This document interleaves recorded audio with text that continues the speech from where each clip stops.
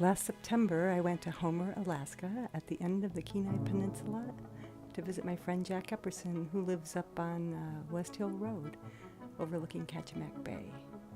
Jack and I spent the afternoon together. We talked about what he's been up to. I'd like to share that with you. Jack, let's just have a little conversation about your birds. What are they? You mean the cranes? Cranes as in Cranes is it cranes? sandhill cranes. Sandhill crane, okay. Oh, long-legged birds. Yeah, Not like the equipment. right. They're birds. And you love them because they visit you. Yeah. And you've been shooting photos. They tolerate me. They tolerate you when you're shooting photos through Mm-hmm. the glass windows? Mm-hmm. Not always.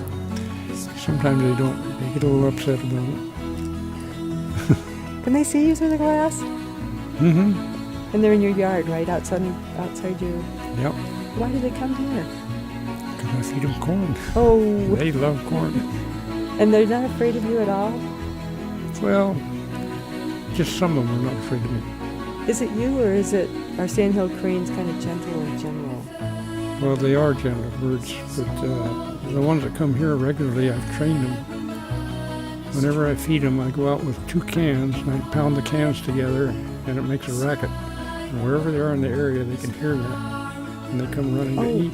They come running or In flying? fact, I've had some fly over when I was clicking the cans. They come down, and by the time I walk back to the house, they're under the deck eating. You're kidding me. So those cans are really... So I'm training training them to them, yeah. come to eat. And they train so easily. What time of year do they come? Usually the end of May. And they're about ready to leave now in the middle of September.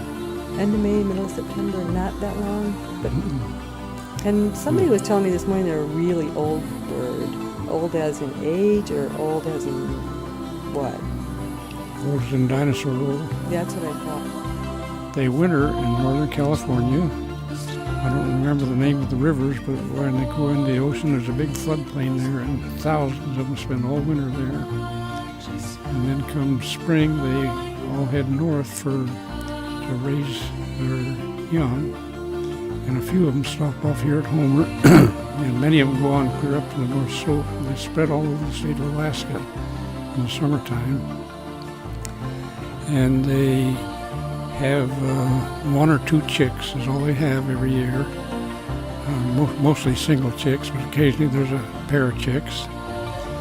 And the chicks are born within a month after they arrive, which is probably the middle of June.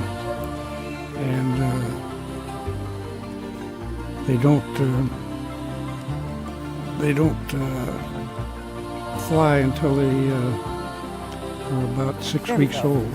Now the adults brought two baby cranes over, and they're probably within a few days old. The book says that they leave the nest within the first week and they never return to it for safety reasons, I guess. Yeah. But anyhow, these baby cranes were watching the adults pick up this corn and eat it, and they didn't have the foggiest idea what was going on. And finally, the adult, probably the mother, you could hear her clucking at the thing, cluck, cluck, cluck, cluck.